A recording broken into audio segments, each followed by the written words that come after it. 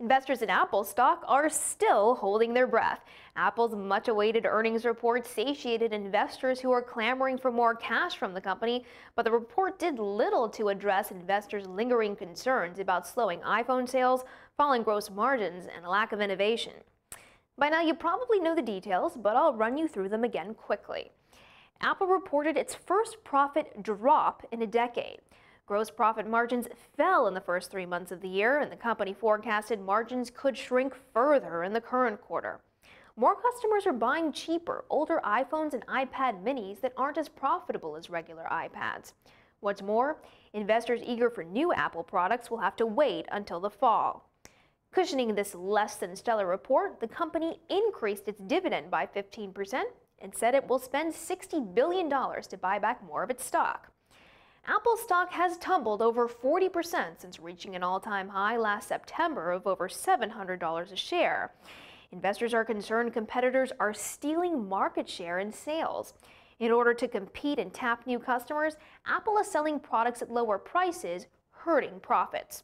The recent earnings report didn't discount those concerns. Rather, it showed Apple still has its cachet.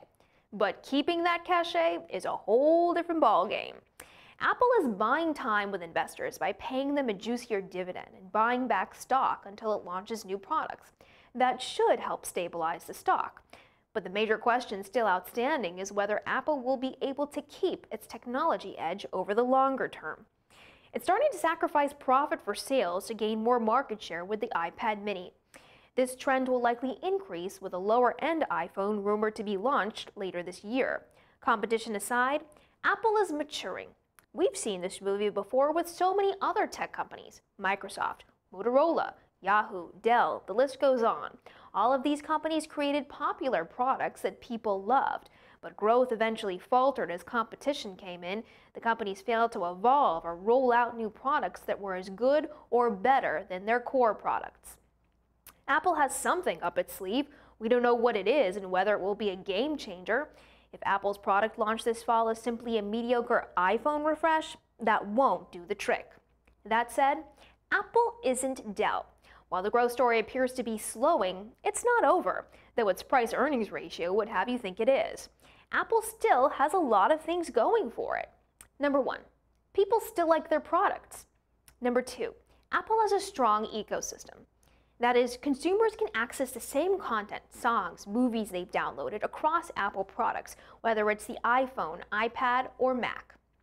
Number 3, Apple's App Store is a big moneymaker as more people use smartphones and tablets.